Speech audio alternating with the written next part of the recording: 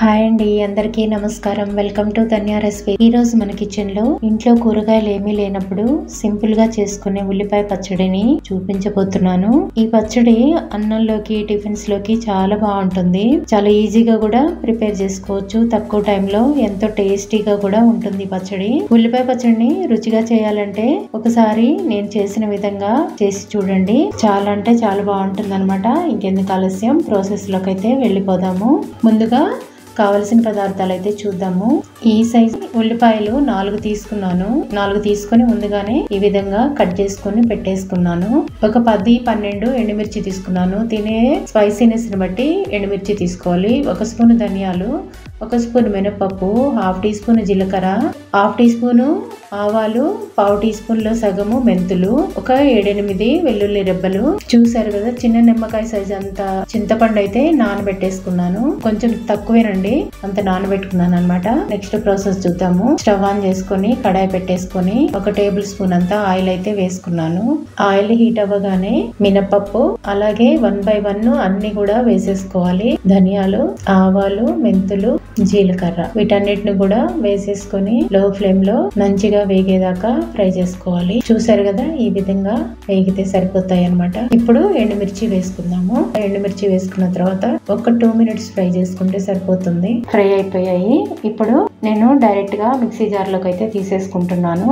అన్ని కూడా mixie jar లోకి అయితే తీసేసుకున్నాను. ఇప్పుడు ఇదే కడాయిలో మరొక టేబుల్ స్పూన్ అంతా ఆయిల్ వేసుకోవాలి. ఆయిల్ వేసుకున్న తర్వాత కట్ చేసి పెట్టుకున్న ఉల్లిపాయ ముక్కలను కూడా వేసేసుకోవాలి. 1/2 టీ స్పూన్ సాల్ట్ వేసుకుంటున్నాను. ఆనియన్స్ తొందరగా ఫ్రై అవుతాయి, అందువల్ల వేసాను. ఒక చిటికెడు పసుపు కూడా వేసుకున్నాను. వేసుకొని ఆనియన్స్ కూడా లో ఫ్లేమ్ లోనే ఆనియన్స్ లోని చెమ్మంతా పోయేంత వరకు ఫ్రై చేసుకోవాలి.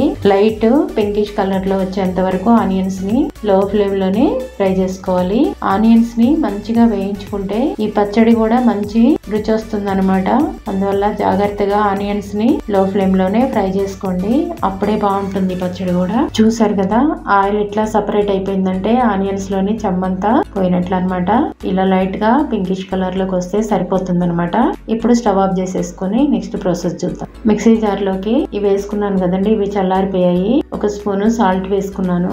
వెల్లుల్లి రెబ్బలు కూడా వేసేసుకొని ఇప్పుడు మిక్సీ పట్టుకుందాము. ఈ ఎండుమిర్చి అంతటిని కూడా ఈ విధంగా మిక్సీ పట్టుకున్నాను. ఇప్పుడు చింతపండు అయితే నానబెట్టుకున్నాను కదండి, ఆ చింతపండును అయితే వేసుకుందాము. ఇప్పుడు ఆనియన్ పీసెస్ కూడా చల్లారిపోయాయి కదండి, వాటన్నిటిని కూడా ఇప్పుడు మిక్సీ జార్ లో వేసుకొని కోర్స్ గా గ్రైండ్ చేసుకుందాం. అంటే అక్కడక్కడ కొంచెం పలుకు ఉండేటట్లుగా గ్రైండ్ చేసుకోవాలి. అంటే పల్స్ మోడ్ లో చేసుకోవాలన్నమాట గ్రైండ్. చూసారుగా, ఈ విధంగా ఉంటే నా రోటి పచ్చడి టైప్ లో ఉంటుంది అనమాట. అందువల్ల ఈ విధంగానే ఉండాలి పచ్చడి. ఎందుకంటే అన్నం తినేటప్పుడు అక్కడక్కడ తగులుతూ ఉంటే ఆనియన్స్ బాగుంటుంది. అందువల్ల ఈ విధంగా పట్టుకోండి. మరి మెత్తగా అయితే అంత టేస్టీగా ఉండదు, ఆనియన్స్ తగులుతుంటేనే బాగుంటుంది. ఇప్పుడు నెక్స్ట్ అదే కడాయిలో 1 టేబుల్ స్పూన్ ఆయిల్ వేసుకున్నాను. పోపు వేసుకుందాము. పోపు వేసుకోపోయినా గానీ ఈ చట్నీ బాగుంటుంది. వేడి వేడి అన్నంలో కొంచెం నెయ్యి వేసుకొని తింటే, పోపు వేస్తే ఒక 2-3 days ఉంటుందని చెప్పేసి నేను అలా వేస్తున్నాను. చాలా తక్కువ టైంలో చాలా టేస్టీగా ఉంటుందండి ఈ పచ్చడి. ఒకసారి తప్పకుండా ట్రై చేయండి. ఆయిల్ హీట్ ఎక్కగానే పోపు దినుసులు అయితే వేసేసుకున్నాను. హడావుడి లేకుండా చాలా తక్కువ టైంలో సింపుల్ గా చేసుకునే పచ్చడి రెసిపీ అన్నమాట. పోపు వేగిన తర్వాత ఎండుమిర్చి కూడా వేసుకుంటున్నాను. తర్వాత కరివేపాకు కూడా వేసుకోవాలి. వేసేసుకున్న తర్వాత పచ్చడి అంతటిని కూడా దీంట్లో వేసేసుకొని లో ఫ్లేమ్ లోనే ఇలా కలుపుతూ ఉండాలి. 2 minutes చాలండి. ఎందుకంటే చింతపండులో కొంచెం వాటర్ వేసాం కదండి, ఆ వాటర్ అనేది కొంచెం ఇంకిపోతుంది. అందువల్ల ఇలా చేసుకుంటే ఒక 2-3 days కూడా బయట పెట్టుకున్నా గానీ, ఫ్రిడ్జ్ లో పెట్టుకోపోయినా గానీ పాడవకుండా ఉంటుంది. అయిపోయిందండి. స్టవ్ ఆఫ్ చేసేసుకొని సర్వింగ్ బౌల్ లోకి అయితే తీసేసుకుందాం. చూసారు కదండి, తక్కువ టైంలో సింపుల్ గా చేసుకుని ఉల్లిపాయ పచ్చడి రెడీ అయిపోయింది అనమాట.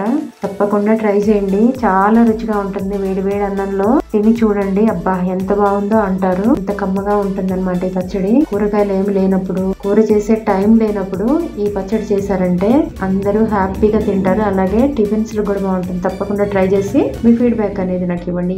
ఈ వీడియో మీకు నచ్చినట్లయితే లైక్ చేయండి, షేర్ చేయండి, సబ్స్క్రైబ్ చేసుకొని పక్కన బెల్ ఐకాన్ని క్లిక్ చేయండి. Thanks for watching.